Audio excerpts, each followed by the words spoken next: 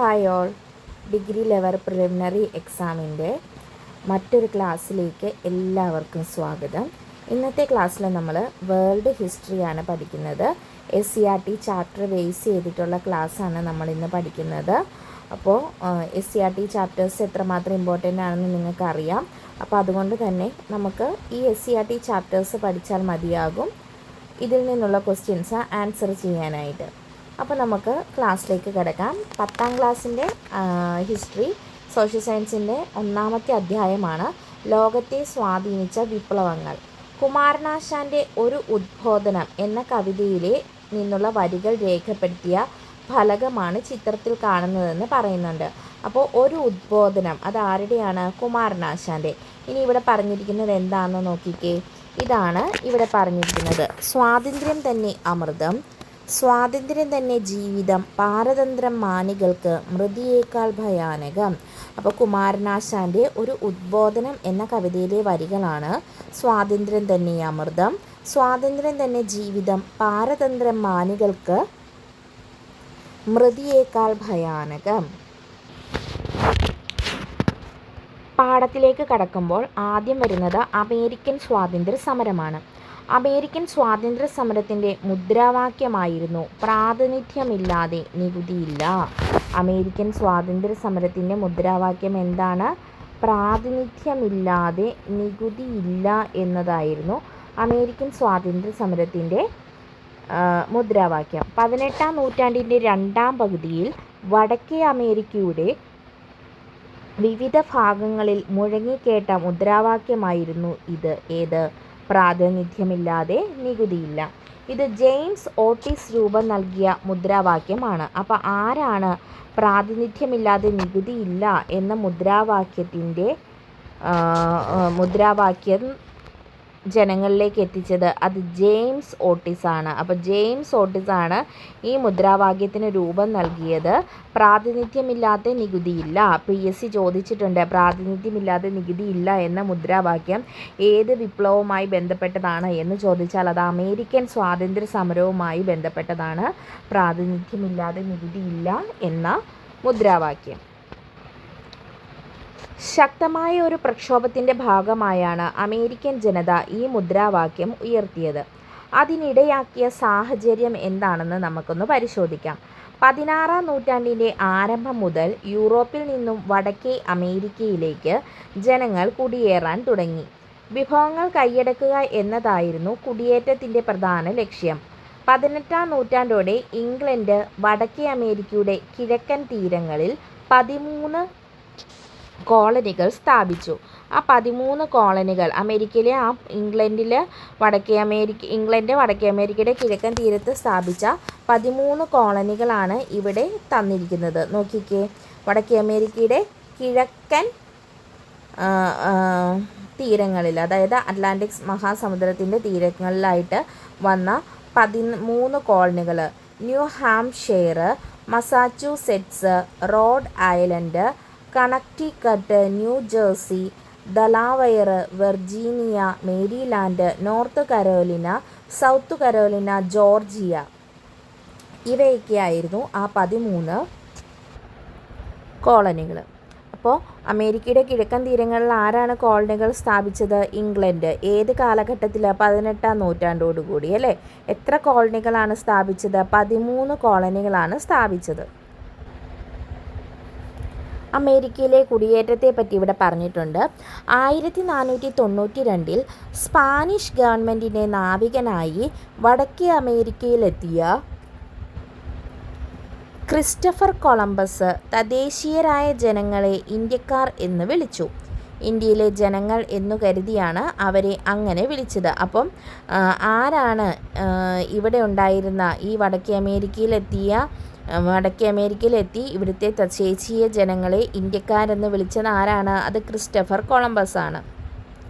ഇന്ത്യയിലെ ജനങ്ങൾ എന്ന് കരുതിയാണ് അവരെ ഇങ്ങനെ വിളിച്ചത്. പിൽക്കാലത്ത് ഇവർ റെഡ് ഇന്ത്യൻസ് എന്ന് അറിയപ്പെട്ടു. ഇംഗ്ലണ്ടിലെ രാജാവിൻ്റെ മതപീഡനത്തെ തുടർന്ന് 17-ാം നൂറ്റാണ്ടിൽ മേഫ്ലവർ എന്ന കപ്പലിൽ അമേരിക്കയിലെത്തിയ ഒരു വിഭാഗം ഇംഗ്ലീഷുകാരാണ് അവിടെ ആദ്യമായി കോളനികൾ സ്ഥാപിച്ചത്. അപ്പം ഇവിടെ ഈ വടക്കേ അമേരിക്കയിൽ ആരാണ് ആദ്യമായിട്ട് കോളനികൾ സ്ഥാപിച്ചത്? അത് ഇംഗ്ലണ്ടിലെ രാജാവിൻ്റെ മതപീഡനത്തെ തുടർന്ന് 17-ാം നൂറ്റാണ്ടിൽ ഏത് കപ്പലിലാണ്? മേഫ്ലവർ എന്ന കപ്പലിൽ അമേരിക്കയിലെത്തിയ ഒരു വിഭാഗം ഇംഗ്ലീഷുകാരാണ് ഇവിടെ ആദ്യമായി കോളനികൾ സ്ഥാപിച്ചത്. ഇവരെ തീർത്ഥാടക പിതാക്കൾ എന്നാണ് അറിയപ്പെടുന്നത്. അപ്പോൾ ഇവരറിയപ്പെടുന്നത് എന്താണ്? തീർത്ഥാടക പിതാക്കൾ. യൂറോപ്യൻ കുടിയേറ്റം വ്യാപകമായതോടെ റെഡ് ഇന്ത്യക്കാർ ഉൾപ്രദേശങ്ങളിലേക്ക് ആട്ടി ഓടിക്കപ്പെട്ടു. അവരുടെ ഭൂമിയും ആട്ടിൻപറ്റവും യൂറോപ്യർ കവർന്നു. തങ്ങളുടെ വ്യവസായങ്ങൾക്ക് ആവശ്യമായ അസംസ്കൃത വസ്തുക്കൾ ശേഖരിക്കാനുള്ള കേന്ദ്രമായും ഉൽപ്പന്നങ്ങൾ വിറ്റഴിക്കാനുള്ള കമ്പോളമായും ഇംഗ്ലീഷുകാർ അമേരിക്കൻ കോളനികളെ കണക്കാക്കി. മാതൃരാജ്യമായ ഇംഗ്ലണ്ടിൻ്റെ സഹായത്താൽ കച്ചവടക്കാർ ഈ കോളനികളിൽ നടപ്പിലാക്കിയ വാണിജ്യ നയം മെർക്കന്റിലിസം എന്നറിയപ്പെടുന്നു. മെർക്കന്റിലിസത്തിൻ്റെ ഭാഗമായി നിരവധി നിയമങ്ങൾ ഇംഗ്ലീഷുകാർ കോളനികൾ നടപ്പിലാക്കി. അവയിൽ ചിലത് പരിചയപ്പെടാം. അപ്പം എന്താണ് മെർക്കന്റിലിസം? മാതൃരാജ്യമായ ഇംഗ്ലണ്ടിൻ്റെ സഹായത്താൽ കച്ചവടക്കാർ കോളനികളിൽ നടപ്പിലാക്കിയ വാണിജ്യ നയമാണ് മെർക്കന്റിലിസം. ഇനി മെർക്കന്റിലിസത്തിൻ്റെ എന്താണെന്നുള്ളത് നമുക്ക് ഡീറ്റെയിൽഡ് ആയിട്ട് പരിചയപ്പെടാം. മെർക്കന്റിലിസ്റ്റ് നിയമങ്ങൾ എന്നാണ് ഇവിടെ തന്നിരിക്കുന്നത്. എന്താണ് മെർക്കന്റിലിസ്റ്റ് നിയമങ്ങൾ? കോളനികളിൽ നിന്നോ കോളനികളിലേക്കോ സാധനങ്ങൾ കൊണ്ടുപോകുന്നത് ഇംഗ്ലീഷ് കപ്പലുകളിലോ കോളനികളിൽ നിർമ്മിച്ച കപ്പലുകളിലോ മാത്രമായിരിക്കണം. ഇനി കോളനികളിലെ നിയമപരമായ പ്രമാണങ്ങൾ, വർത്തമാന പത്രങ്ങൾ, ലഘുലേഖകൾ, ലൈസൻസുകൾ തുടങ്ങിയവയിലെല്ലാം ഇംഗ്ലണ്ടിൻ്റെ മുദ്ര പതിക്കണം. കോളനികളിൽ ഉൽപ്പാദിപ്പിച്ചിരുന്ന പഞ്ചസാര, കമ്പിളി, പരുത്തി, പുകയില തുടങ്ങിയവ ഇംഗ്ലണ്ടിലേക്ക് മാത്രമേ കയറ്റി അയക്കാവൂ. കോളനിയിൽ നിലനിർത്തിയിട്ടുള്ള ഇംഗ്ലീഷുകാരുടെ സൈന്യത്തിനുള്ള താമസ സ്ഥലവും അത്യാവശ്യ സൗകര്യങ്ങളും കോളനിക്കാർ നൽകണം. ഇനി കോളനികളിലേക്ക് ഇറക്കുമതി ചെയ്യുന്ന തേയില, ഗ്ലാസ്, കടലാസ് എന്നിവയ്ക്ക് ഇറക്കുമതി ചുങ്കം നൽകണം. അപ്പം ഇതൊക്കെയായിരുന്നു മെർക്കന്റിലിസ്റ്റ് നിയമങ്ങൾ. അടുത്തതാണ് ബോസ്റ്റൺ ടീ പാർട്ടി. എന്താണ് Boston tea party? English government തേയിലയുടെ മേൽ ഉയർന്ന നികുതി ചുമത്തിയതിനെതിരായി അമേരിക്കയിൽ ശക്തമായ പ്രതിഷേധം ഉയർന്നുവന്നു. 1773 ഡിസംബർ 16 രാത്രിയിൽ റെഡ് ഇന്ത്യക്കാരുടെ വേഷം ധരിച്ച ബോസ്റ്റണിലെ ഒരു വിഭാഗം ജനങ്ങൾ ബോസ്റ്റൺ തുറമുഖത്ത് നങ്കൂരമിട്ടിരുന്ന ഇംഗ്ലീഷ് കപ്പലിൽ കയറി അതിലുണ്ടായിരുന്ന 342 പെട്ടി തേയില കടലിലേക്ക് വലിച്ചെറിഞ്ഞു. ഇതാണ് ബോസ്റ്റൺ ടീ പാർട്ടി. അപ്പോൾ എന്നാണ് ബോസ്റ്റൺ ടീ പാർട്ടി? 1773 ഡിസംബർ 16. എത്ര പെട്ടികളാണ് ഈ കലാപകാരികൾ കടലിലേക്ക് വലിച്ചെറിഞ്ഞത് എന്ന് ചോദിച്ചാൽ 342 പെട്ടി തേയിലകളാണ്. അപ്പോൾ ഈ ബോസ്റ്റൺ ടീ പാർട്ടി ഏത് സ്വാതന്ത്ര്യ സമരവുമായി ബന്ധപ്പെട്ടിരിക്കുന്നു എന്ന് ചോദിച്ചാൽ അത് അമേരിക്കൻ സ്വാതന്ത്ര്യ സമരമാണ് കേട്ടോ. ഇംഗ്ലീഷുകാരുടെ ചൂഷണ നിയമങ്ങൾക്കെതിരായി പോരാടാൻ ചില ചിന്തകരുടെ ആശയങ്ങൾ കോളനിക്കാർക്ക് പ്രചോദനം നൽകി. ചിന്തകരെയും അവരുടെ ആശയങ്ങളും നമുക്ക് പരിചയപ്പെടാം. ജോൺ ലോക്ക് അദ്ദേഹം പറഞ്ഞത് എന്താ? മനുഷ്യന് ചില അവകാശങ്ങളുണ്ട്, അതിനെ ഹനിക്കാൻ ഒരു ഗവൺമെൻറ്റിനും അവകാശമില്ല. മനുഷ്യന് ചില അവകാശങ്ങളുണ്ട്, അതിനെ ഹനിക്കാൻ ഒരു ഗവൺമെൻറ്റിനും അവകാശമില്ല എന്നാണ് ജോൺ ലോക്ക് പറഞ്ഞത്. അടുത്തതാണ് തോമസ് പെയിൻ എന്താണ് പറഞ്ഞത്? ഏതെങ്കിലും വിദേശ ശക്തിക്ക് ഇംഗ്ലണ്ട് അല്ലെങ്കിൽ ഏതെങ്കിലും വിദേശ ശക്തിക്ക് ഈ വൻകര ദീർഘകാലം കീഴടങ്ങി കഴിയണമെന്നത് യുക്തിക്ക് നിരക്കുന്നതല്ല. ഏതെങ്കിലും വിദേശ ശക്തിക്ക് ഈ വൻകര ദീർഘകാലം കീഴടങ്ങി കഴിയണമെന്നത് യുക്തിക്ക് നിരക്കുന്നതല്ല. അപ്പം അതാരാണ് പറഞ്ഞത്? തോമസ് പെയിൻ ആണ് പറഞ്ഞത്. ജോൺ ലോക്ക് എന്താണ് പറഞ്ഞത്? മനുഷ്യന് ചില മൗലിക അവകാശങ്ങളുണ്ട്, അത് ഹനിക്കാൻ ആർക്കും ഒരു ഗവൺമെൻറ്റിനും അവകാശമില്ല. ഓക്കെ, അപ്പം ഈ രണ്ട് പേരും പറഞ്ഞ കോട്ടുകൾ ഓർത്തിരുന്നോണം. നോക്കുക, മൗലിക അവകാശങ്ങളെയൊക്കെ നമ്മൾ ലോക്ക് ചെയ്ത് വെക്കാൻ പറ്റില്ല എന്ന് പറഞ്ഞത് ജോൺ ലോക്കാണ്. അതുപോലെ തന്നെ വിദേശ ശക്തിക്ക് അടിമകളായിരിക്കുന്നത് പെയിനാണ് അല്ലേ. അപ്പം ഓർത്ത് നോക്കിക്കേ, അപ്പം പെയിൻ പാടില്ല ഏതെങ്കിലും വിദേശ ശക്തിക്ക് അങ്ങനെയൊക്കെ നിങ്ങൾ കണക്ട് ചെയ്ത് നോക്കിക്കോണം കേട്ടോ. അങ്ങനെ അടിമകളായിട്ട് ഇരുന്ന് വേദനിക്കാൻ പറ്റില്ല എന്ന് പറഞ്ഞത് തോമസ് പെയിനാണ്. അടുത്ത ഭാഗമാണ് വൻകര ഒന്നാകെ സമ്മേളിക്കുന്നു. മാതൃരാജ്യമായ ഇംഗ്ലണ്ടിൻ്റെ നയങ്ങൾക്കും നിയമങ്ങൾക്കുമെതിരെ പ്രതികരിക്കാനായി ജോർജിയ ഒഴികെയുള്ള കോളനികളുടെ പ്രതിനിധികൾ, അപ്പം 13 കോളനികളിൽ ഈ ജോർജിയ എന്ന കോളനി ഒഴികെ ബാക്കിയുള്ള 12 കോളനികളുടെയും പ്രതിനിധികൾ 1777 ഫിലാഡൽഫിയയിൽ സമ്മേളിച്ചു. എവിടെയാണ്? ഫിലാഡൽഫിയയിൽ 1774. ഇത് ഒന്നാം കോണ്ടിനെൻ്റൽ കോൺഗ്രസ് എന്നറിയപ്പെടുന്നു. അപ്പോൾ ഒന്നാം കോണ്ടിനെൻ്റൽ കോൺഗ്രസ് എന്നാണ്? 1774. എവിടെയാണ്? ഫിലാഡൽഫിയയിൽ വെച്ചാണ് നടന്നത്. ഇതിൽ പങ്കെടുക്കാതിരുന്ന കോളനി ഏതാണ്? ജോർജിയയാണ്. തുടർന്ന് വ്യവസായങ്ങൾക്കും വ്യാപാരത്തിനും ഏർപ്പെടുത്തിയിട്ടുള്ള നിയന്ത്രണങ്ങൾ നീക്കണമെന്നും തങ്ങളുടെ അംഗീകാരമില്ലാതെ നികുതി ചുമത്തരുതെന്നും ആവശ്യപ്പെട്ട് കോളനി ജനത ഇംഗ്ലണ്ടിലെ രാജാവിന് നിവേദനം നൽകി. എന്നാൽ രാജാവ് ജനങ്ങളെ അടിച്ചമർത്താനായി സൈന്യത്തെ അയച്ചു. ഇത് ഇംഗ്ലണ്ടും കോളനികളും തമ്മിലുള്ള യുദ്ധത്തിന് വഴിതെളിച്ചു. 1775 ഫിലാഡൽഫിയയിൽ ചേർന്ന രണ്ടാം കോണ്ടിനെൻ്റൽ കോൺഗ്രസ്. അപ്പോൾ രണ്ടാം കോണ്ടിനെൻ്റൽ കോൺഗ്രസ് എവിടെയാണ്? 1775 ഫിലാഡൽഫിയയിലാണ് നടന്നത്.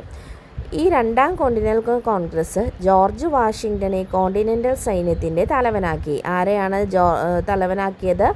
ജോർജ് വാഷിങ്ടനെ. ഈ സമയത്ത് അപ്പോൾ ജോർജ് വാഷിങ്ടനെ ഇതിൻ്റെ തലവനായി തിരഞ്ഞെടുത്തു. ഈ സമയത്ത് തോമസ് പെയിൻ തൻ്റെ കോമൺ സെൻസ് എന്ന ലഘുലേഖയിലൂടെ ഇംഗ്ലണ്ടിൽ നിന്നും വേർപിരിയുകയാണ് അമേരിക്കക്കാരെ സംബന്ധിച്ച് വിവേകപൂർവമായ പ്രവൃത്തിയെന്ന് പ്രഖ്യാപിച്ചു. അപ്പം തോമസ് പെയിൻ്റെ കോമൺ സെൻസ് എന്നത് ഏത് സ്വാതന്ത്ര്യ സമരവുമായി ബന്ധപ്പെട്ടിട്ടുണ്ടെന്ന് ചോദിച്ചിട്ടുണ്ട്. അമേരിക്കൻ സ്വാതന്ത്ര്യ സമരവുമായി ബന്ധപ്പെട്ട ഒരു ലഘുലേഖയാണ് കോമൺ സെൻസ്. ഈ കോമൺ സെൻസ് എന്ന ലഘുലേഖ തയ്യാറാക്കിയത് ആരാണ്? അത് തോമസ് പെയിനാണ് കേട്ടോ. തോമസ് പെയിനെ പറ്റി നേരത്തെ നമ്മൾ ഒരു കാര്യം പറഞ്ഞായിരുന്നു. എന്താ പറഞ്ഞത്? ദീർഘകാലം ഒരു വൻകര അടിമപ്പെടുക എന്നുള്ളത് ഉചിതമല്ല എന്നുള്ള വാക്ക് തോമസ് പെയിൻ പറഞ്ഞു നമ്മൾ പറഞ്ഞു. അപ്പം അമേരിക്കക്കാരെ സംബന്ധിച്ച് ഇംഗ്ലണ്ടിൽ നിന്നും വേർപിരിയുകയാണ് നല്ലത് എന്ന് ആര് പറഞ്ഞു? തോമസ് പെയിൻ തൻ്റെ കോമൺ സെൻസ് എന്ന ലഘുലേഖയിലൂടെ പ്രഖ്യാപിച്ചു.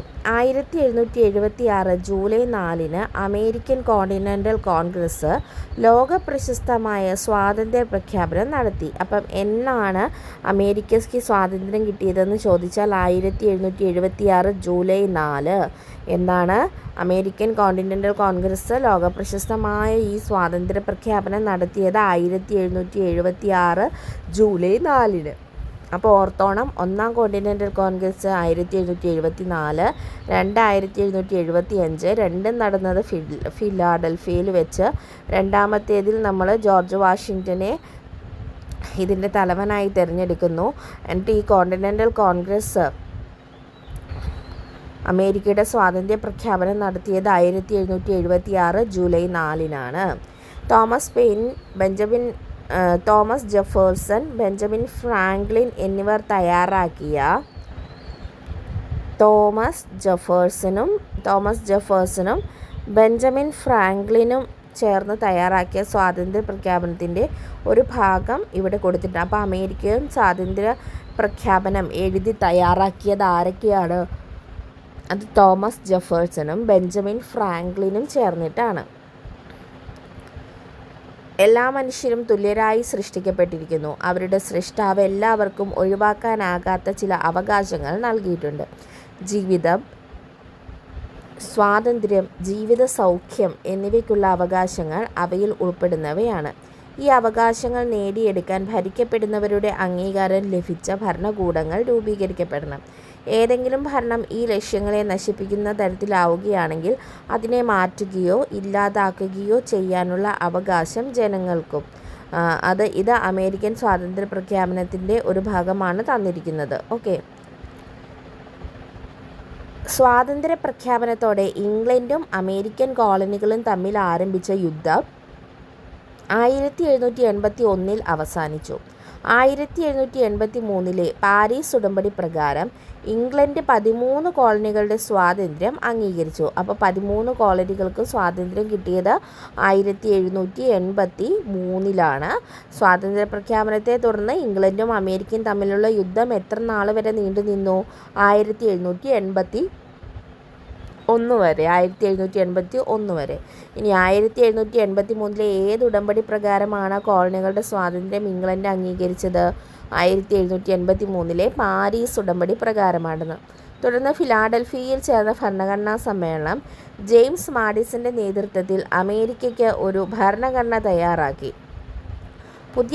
അപ്പോൾ അമേരിക്കൻ ഭരണഘടന തയ്യാറാക്കിയത് ജെയിംസ് മാഡിസൺ. സ്വാതന്ത്ര്യ പ്രഖ്യാപനം തയ്യാറാക്കിയതാട്ടോ തോമസ് ജെഫേഴ്സണും ബെഞ്ചമിൻ ഫ്രാങ്ക്ലിനും ചേർന്ന് അമേരിക്കയ്ക്കായി ഭരണഘടന തയ്യാറാക്കിയത് ആരാണ്? അത് ജെയിംസ് മാഡിസൺ. പുതിയ ഭരണഘടനാ പ്രകാരം രൂപീകരിക്കപ്പെട്ട അമേരിക്കൻ ഐക്യനാടുകളുടെ ആദ്യ പ്രസിഡന്റായി ജോർജ് വാഷിങ്ടൺ തിരഞ്ഞെടുക്കപ്പെട്ടു. അമേരിക്കയിൽ നിലനിന്നിരുന്ന വ്യവസ്ഥയെ മാറ്റിയെടുക്കാൻ ഈ സ്വാതന്ത്ര്യ സമരത്തിന് കഴിഞ്ഞു. പിന്നീട് ഇത് ലോക ചരിത്രത്തെ വളരെയധികം സ്വാധീനിച്ചിട്ടുണ്ട്. എന്തൊക്കെ സ്വാധീനങ്ങളാണ് ചെലുത്തിയതെന്ന് നോക്കാം. പിൽക്കാല സ്വാതന്ത്ര്യ സമരങ്ങൾക്കും വിപ്ലവങ്ങൾക്കും പ്രചോദനം ലക്ഷ്യബോധവും നൽകി. റിപ്പബ്ലിക്കൻ ഭരണരീതി എന്ന ആശയം മുന്നോട്ട് വെച്ചു. ആദ്യത്തെ എഴുതപ്പെട്ട ഭരണഘടന തയ്യാറാക്കി. സംസ്ഥാനങ്ങൾക്കും സ്വാതന്ത്ര്യവും അധികാരവും നൽകുന്ന ഫെഡറൽ രാഷ്ട്രം എന്ന ആശയം ലോകത്തിന് നൽകി. അപ്പോൾ ഇത്രയും കാര്യങ്ങളാണ് അമേരിക്കൻ സ്വാതന്ത്ര്യ സമരത്തെക്കുറിച്ച് പഠിക്കാനുള്ളത്. PSC ഈ ഭാഗത്തുനിന്ന് തന്നെയാണ് റിപ്പീറ്റഡ് ക്വസ്റ്റ്യൻസ് ചോദിക്കാറുള്ളത്. അടുത്തത് നമുക്ക് ഫ്രഞ്ച് വിപ്ലവത്തിലേക്കാണ് പോകേണ്ടത്. നമുക്ക് ഫ്രഞ്ച് വിപ്ലവം പഠിക്കാം. ഇനി ഫ്രഞ്ച് വിപ്ലവത്തെക്കുറിച്ച് പറയുമ്പോൾ ഇവിടെ ആദ്യം തന്നെ കുറച്ച് ആളുകൾ പറഞ്ഞിരിക്കുന്ന കോട്ടും വേഴ്സായി കൊട്ടാരത്തിൻ്റെ പിക്ചറുമാണ് തന്നിരിക്കുന്നത്. ഞാനാണ് രാഷ്ട്രം എന്ന് പറഞ്ഞത് ആരാണ്? ലൂയി 14 അല്ലേ? രാജാവിൻ്റെ അധികാരങ്ങളെല്ലാം ദെൽവ് നൽകിയതാണ്. അതിനാൽ രാജാവിനെ ചോദ്യം ചെയ്യാൻ ദൈവത്തിന് മാത്രമേ അധികാരമുള്ളൂ എന്ന് പറഞ്ഞത് ആരാണ്? ലൂയി 14.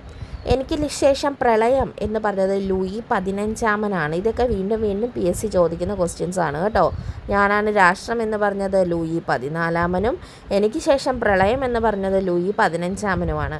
നിങ്ങൾക്ക് റൊട്ടിയില്ലെങ്കിൽ എന്താ കേക്ക് തിന്നുകൂടെ എന്ന് പറഞ്ഞത് മേരി അന്റോയിനറ്റ് ആണ്. 17-18 നൂറ്റാണ്ടുകളിൽ ഫ്രാൻസിൻ്റെ ഭരണം നിയന്ത്രിച്ചിരുന്നവരുടെ പ്രസ്താവനകളും അവരുടെ അധികാര കേന്ദ്രമായ വേഴ്സായി കൊട്ടാരത്തിൻ്റെ ചിത്രവുമാണ് മുകളിൽ നൽകിയിരിക്കുന്നത്. അപ്പോൾ ഇവരുടെ ഈ വാക്കുകളിൽ നിന്നും അന്ന് നടന്നിരുന്ന ഒരു ഭരണത്തെപ്പറ്റി നമുക്ക് എന്തറിവ് ലഭിക്കും? ഏകാധിപത്യ ഭരണമാണെന്നുള്ളത് ഉറപ്പാണല്ലേ. പിന്നെന്താണ്? ഭരണാധികാരികൾ ധൂർത്തന്മാരായിരുന്നു. മേരി അന്റോയിനറ്റൊക്കെ വളരെ ആയിട്ട് കാര്യങ്ങൾ അല്ലെങ്കിൽ ധൂർത്തായി പണം ചെലവഴിച്ചിരുന്ന ഒരു ഭരണാധികാരിയുടെ ഭാര്യയായിരുന്നു. മേരി അന്റോയിനറ്റ് ജനങ്ങളോട് ചോദിക്കുന്നതാണ്, നിങ്ങൾക്ക് റൊട്ടിയില്ലെങ്കിൽ എന്താ കേക്ക് തിന്നുകൂടെ എന്നത്. കാരണം എന്താണെന്ന് വെച്ചാൽ അവർക്കതിൻ്റെ വില അറിയില്ല. അപ്പം ഭക്ഷണത്തിനായിട്ട് സമരം ചെയ്തിരുന്ന ആളുകളോട് അവർ ചോദിച്ചതാണ്, റൊട്ടിയില്ലെങ്കിൽ എന്താ നിങ്ങൾക്ക് കേക്ക് തിന്നുകൂടെ എന്ന്.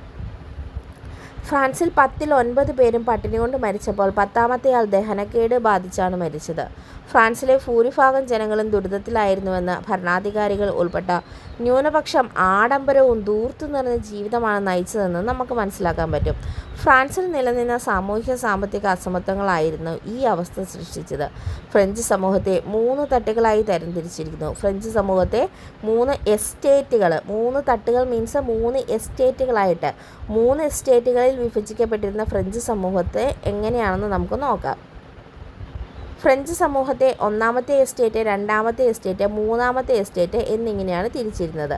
ഇതിൽ ഒന്നാമത്തെ എസ്റ്റേറ്റിൽ വരുന്നത് പുരോഹിതന്മാരായിരുന്നു. ഒന്നാമത്തെ എസ്റ്റേറ്റിൽ പുരോഹിതന്മാർ, രണ്ടാമത്തെ എസ്റ്റേറ്റിൽ പ്രഭുക്കന്മാർ, മൂന്നാമത്തെ എസ്റ്റേറ്റിൽ വരുന്നതാണ് കച്ചവടക്കാർ, എഴുത്തുകാർ, അഭിഭാഷകർ, ഉദ്യോഗസ്ഥർ, അധ്യാപകർ, ബാങ്കർമാർ എന്നിവരടങ്ങിയ മധ്യവർഗം, കർഷകർ, കൈത്തൊഴിലാളികൾ. അതായത് മൂന്നാമത്തെ എസ്റ്റേറ്റിൽ വരുന്നത് പണിയെടുക്കുന്ന ആളുകളായിരുന്നു.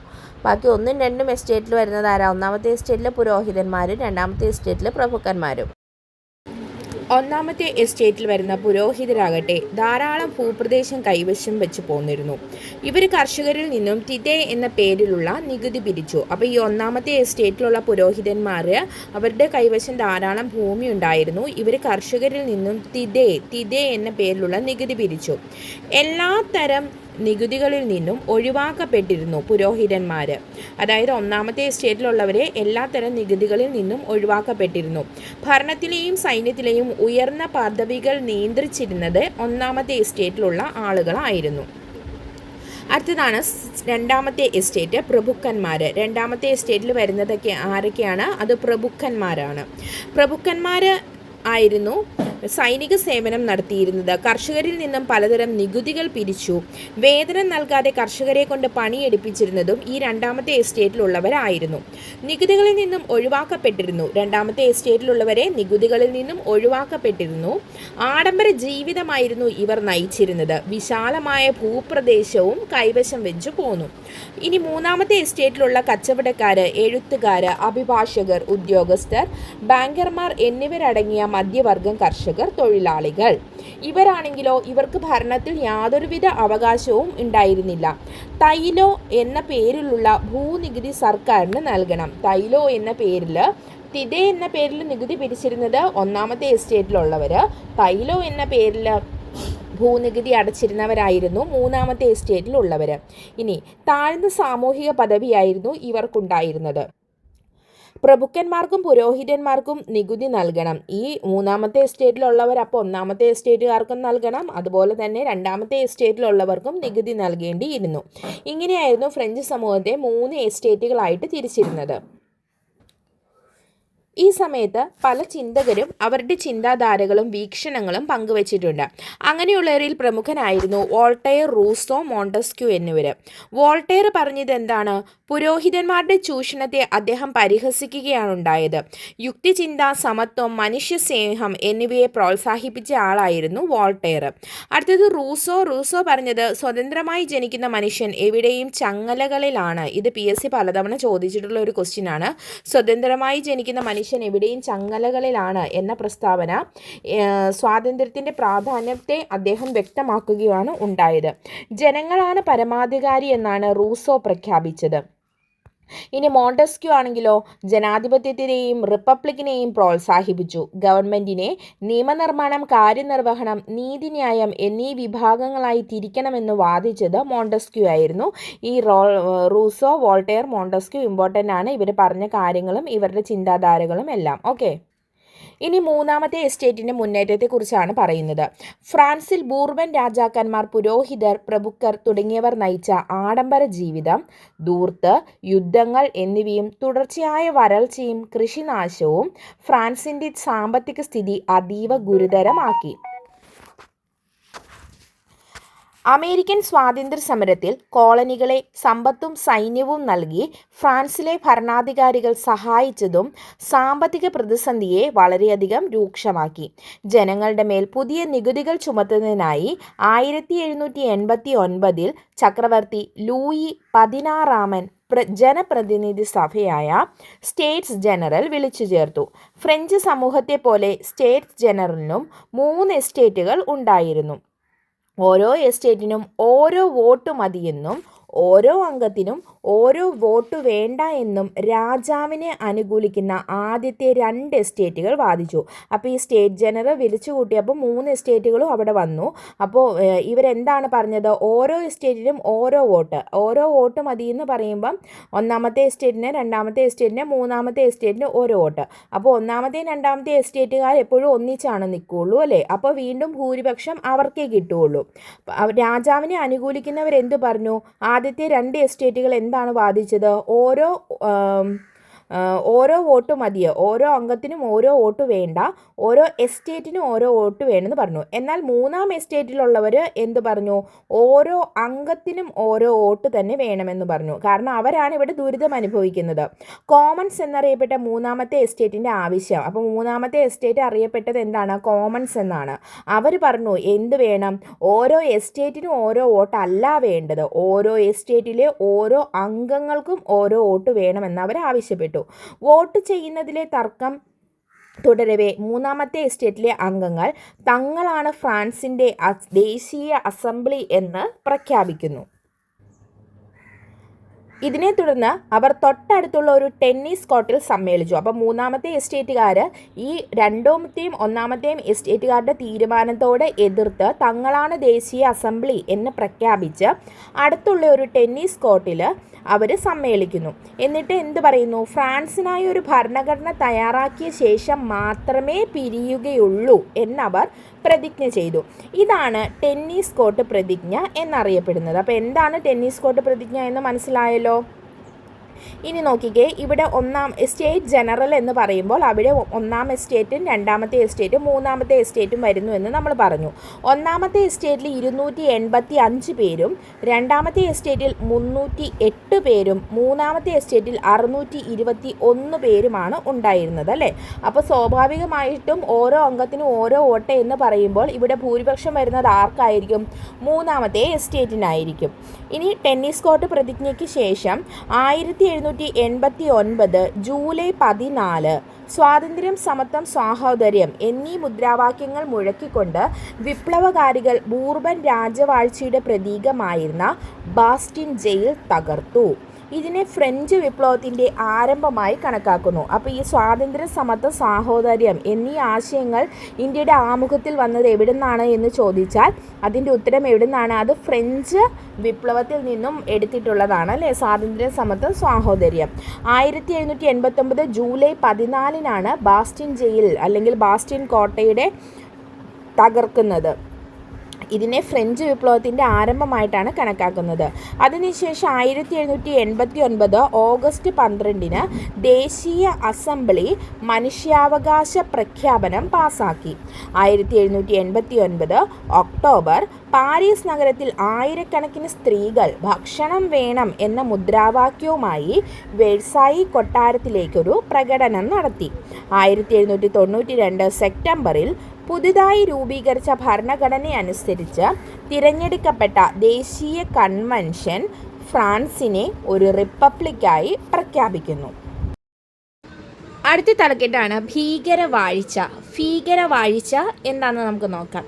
1793 ജൂലൈയിൽ ഫ്രാൻസിൻ്റെ ആഭ്യന്തര കാര്യങ്ങൾ നിയന്ത്രിക്കുന്നതിനായി റോബസ്പിയറുടെ നേതൃത്വത്തിൽ ഒരു പൊതുസുരക്ഷാ കമ്മിറ്റി രൂപീകരിച്ചു. ആരുടെ നേതൃത്വത്തിലാണ്? ഫ്രാൻസിൻ്റെ ആഭ്യന്തര കാര്യങ്ങൾ നിയന്ത്രിക്കാൻ റോബസ്പിയറിൻ്റെ നേതൃത്വത്തിൽ.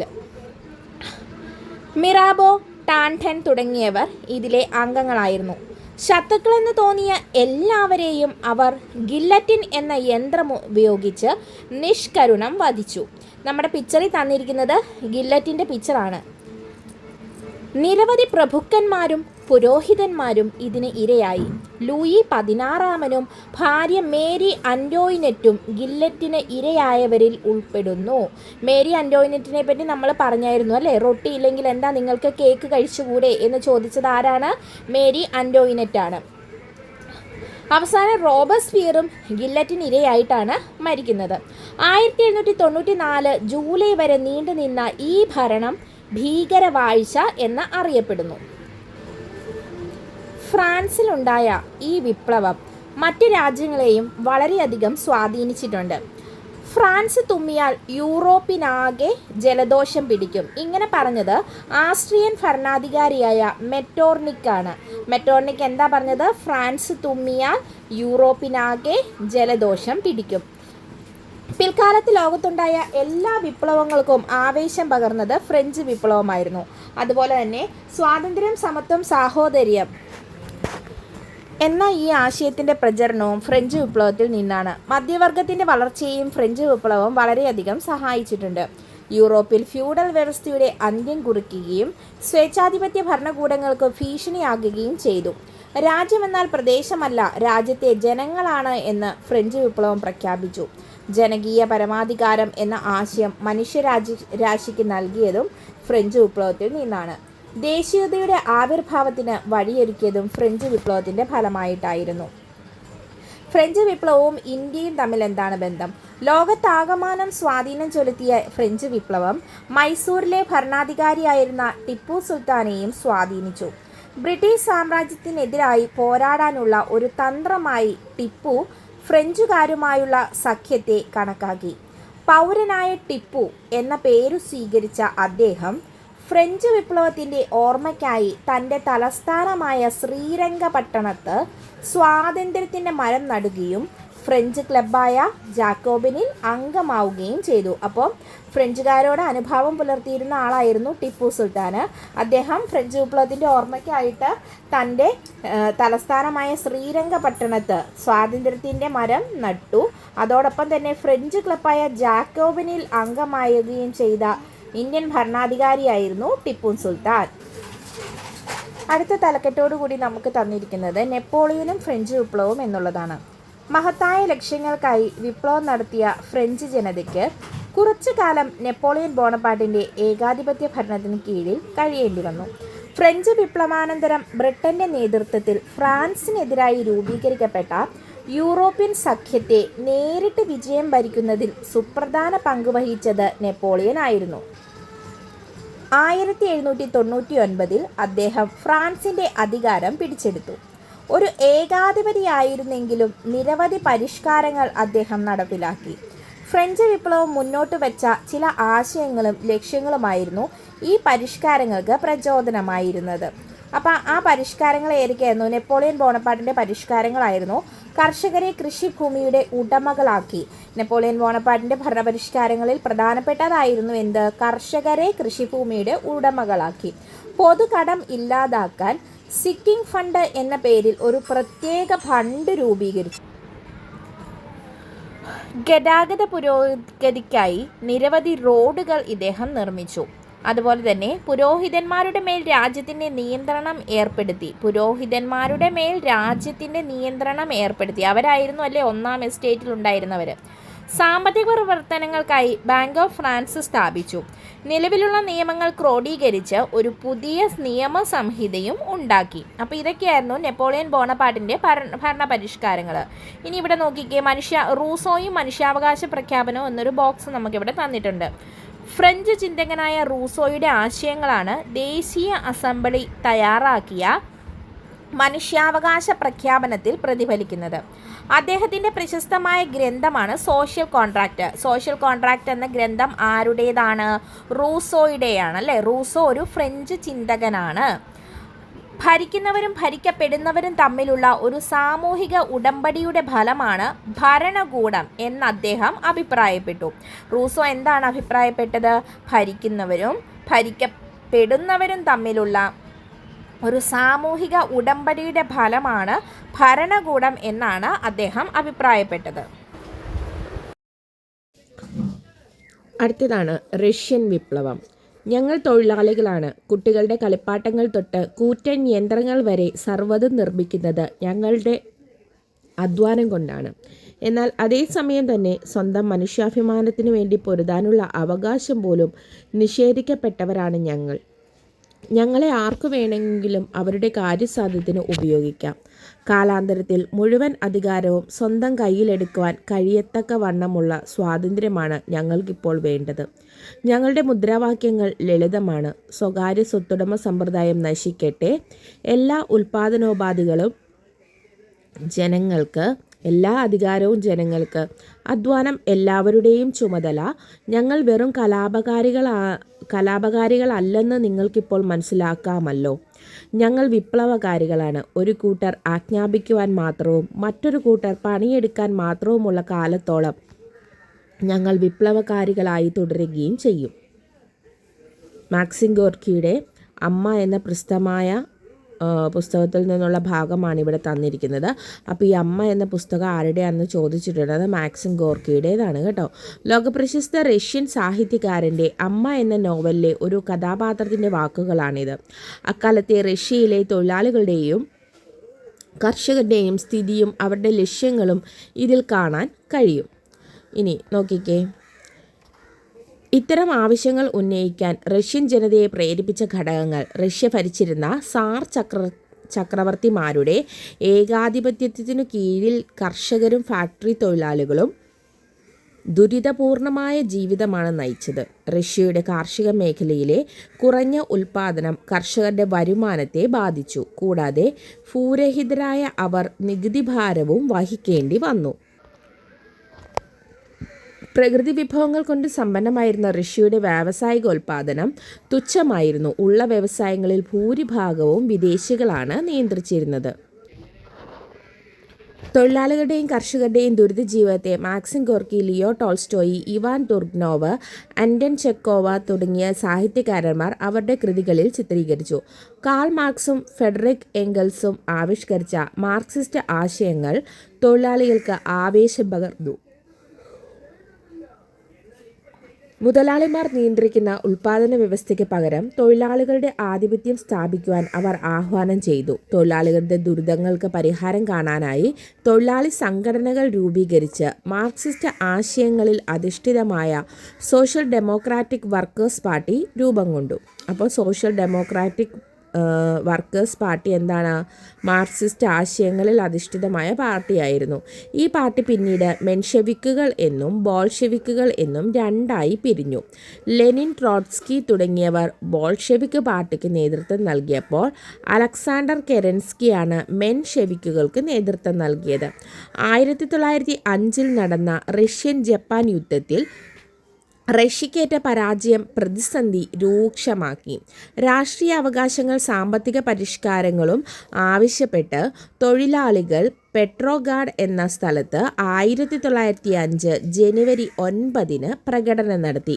ഇതിന് നേരെ പട്ടാളം വെടിവെച്ചു. 100 കണക്കിന് തൊഴിലാളികൾ കൊല്ലപ്പെട്ട ഈ സംഭവത്തെ രക്തരൂക്ഷിതമായ ഞായറാഴ്ച, ബ്ലഡി സൺഡേ എന്നറിയപ്പെടുന്നു. അപ്പോൾ രക്തരൂക്ഷിതമായ ഞായറാഴ്ച എന്നത് ഏത് വിപ്ലവവുമായി ബന്ധപ്പെട്ടതാണ്?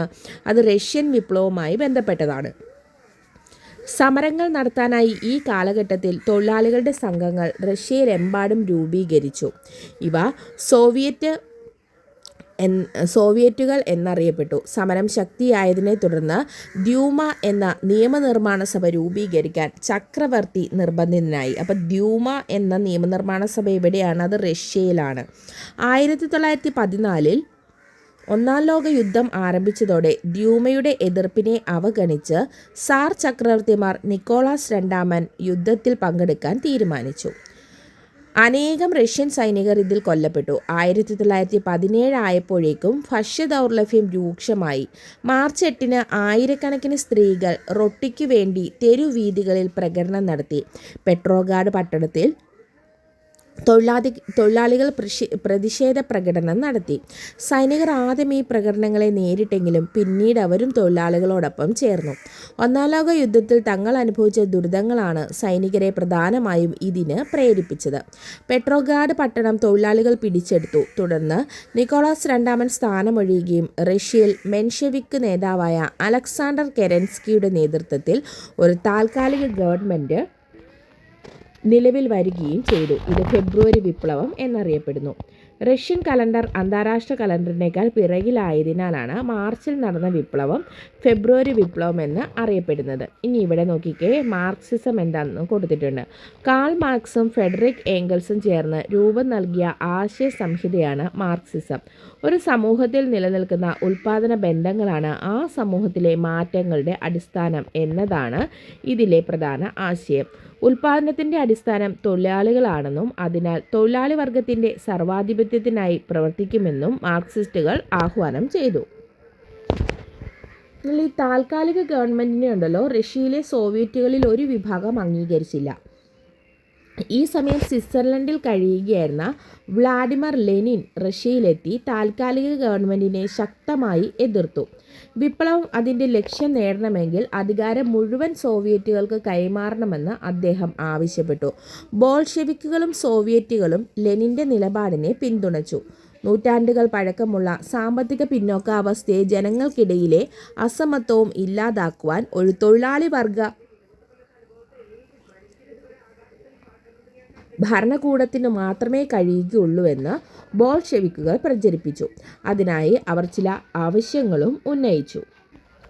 അവർ ആവശ്യപ്പെട്ട ആവശ്യങ്ങളായിരുന്നു: ഒന്നാം ലോക യുദ്ധത്തിൽ നിന്ന് റഷ്യ പിന്മാറുക, പ്രഭുക്കന്മാരുടെ കൈവശമുള്ള ഭൂമി പിടിച്ചെടുത്ത് കർഷകർക്ക് വിതരണം ചെയ്യുക, ഫാക്ടറികൾ ജനങ്ങളുടെ പൊതു സ്വത്താക്കി മാറ്റുക. 1917 ഒക്ടോബറിൽ ബോൾഷെവിക്കുകൾ താൽക്കാലിക ഗവൺമെൻറ്റിനെതിരായി സായുധ കലാപം ആരംഭിച്ചു. കെരൻസ്കി രാജ്യം വിട്ടു പോവുകയും റഷ്യ ബോൾഷെവിക്കുകളുടെ നിയന്ത്രണത്തിലാവുകയും ചെയ്തു. ബോൾഷെവിക്കുകൾക്ക് അധികാരം ലഭിച്ച ഈ സംഭവമാണ് ഒക്ടോബർ വിപ്ലവം എന്ന് അറിയപ്പെടുന്നത്. ഒക്ടോബർ വിപ്ലവം എന്നറിയപ്പെടുന്നത് എന്താണ്? കെരൻസ്കി രാജ്യം വിടുന്നു, റഷ്യ ബോൾഷെവിക്കുകളുടെ നിയന്ത്രണത്തിലാകുന്നു, ബോൾഷെവിക്കുകൾ അധികാരം ലഭിച്ച ഈ സംഭവമാണ് ഒക്ടോബർ വിപ്ലവം. തുടർന്ന് സോവിയറ്റുകളുടെ സമ്മേളനം ചേർന്ന് ലെനിൻ അധ്യക്ഷനായ ഒരു ക്യാബിനറ്റിന് രൂപം നൽകി. റഷ്യൻ വിപ്ലവത്തിൻ്റെ ഫലങ്ങൾ എന്തൊക്കെയായിരുന്നു? ഒന്നാം ലോക യുദ്ധത്തിൽ നിന്ന് റഷ്യ പിന്മാറി, ഭൂമി പിടിച്ചെടുത്ത് കർഷകർക്ക് വിതരണം ചെയ്ത് പൊതു ഉടമസ്ഥതയ്ക്ക് പ്രാധാന്യം കൊടുത്തു, കേന്ദ്രീകൃത ആസൂത്രണം നടപ്പിലാക്കി, സാമ്പത്തിക ശാസ്ത്ര സാങ്കേതിക രംഗങ്ങളിൽ പുരോഗതി കൈവരിച്ചു. 1924 പുതിയ ഭരണഘടന നിലവിൽ വന്നു. സോവിയറ്റ് റിപ്പബ്ലിക്കുകൾ കൂടിച്ചേർന്ന് സോവിയറ്റ് യൂണിയൻ രൂപീകരിക്കപ്പെടുകയും ചെയ്തു. ലോകത്തിലെ വിവിധ ഭാഗങ്ങളിൽ സോഷ്യലിസ്റ്റ് ആശയങ്ങൾ വ്യാപകമാകാനും ഇത് സഹായിച്ചു. അടുത്ത നമുക്ക് പഠിക്കാനുള്ളതാണ് ചൈനീസ് വിപ്ലവം. വിദേശാധിപത്യത്തിനും രാജവാഴ്ചയ്ക്കും എതിരായ വിപ്ലവങ്ങൾക്ക് 20-ാം നൂറ്റാണ്ടിൽ ചൈന സാക്ഷ്യം വഹിച്ചു. ലോകത്തിൻ്റെ മറ്റു ഭാഗങ്ങളിൽ നടപ്പിലാക്കിയതിൽ നിന്നും വ്യത്യസ്തമായ 2 നയങ്ങൾ യൂറോപ്യൻ രാഷ്ട്രങ്ങളും അമേരിക്കയും ഉൾപ്പെട്ട കൊളോണിയൽ ശക്തികൾ ചൈനയിൽ സ്വീകരിച്ചു. അവ കറുപ്പ് വ്യാപാരവും തുറന്ന വാതിൽ നയവുമായിരുന്നു. എന്താണിതെന്ന് നമുക്ക് നോക്കാം. കറുപ്പ് വ്യാപാരം. ചൈനീസ് ഉൽപ്പന്നങ്ങളായ പട്ട്, തേയില, മൺപാത്രങ്ങൾ എന്നിവയ്ക്ക് യൂറോപ്പിൽ വളരെയധികം ജനപ്രീതി ഉണ്ടായിരുന്നു. ഇവയുടെ കയറ്റുമതിയിലൂടെ ചൈന വൻതോതിൽ ലാഭം നേടി. എന്നാൽ ചൈനയിലേക്ക് ഇറക്കുമതി ഇല്ലാതിരുന്നതിനാൽ യൂറോപ്യൻ വ്യാപാരികൾക്ക് നഷ്ടം സംഭവിച്ചിരുന്നു. ഇത് പരിഹരിക്കാനായി ഇംഗ്ലീഷ് വ്യാപാരികൾ ചൈനയിലേക്ക് ലഹരി പദാർത്ഥമായ കറുപ്പ് ഇറക്കുമതി ചെയ്തു. ഇത് ചൈനയുടെ വ്യാപാരത്തെയും ഇതിൻ്റെ ഉപയോഗം ചൈനീസ് ജനതയുടെ മാനസിക നിലയെയും പ്രതികൂലമായി ബാധിച്ചു.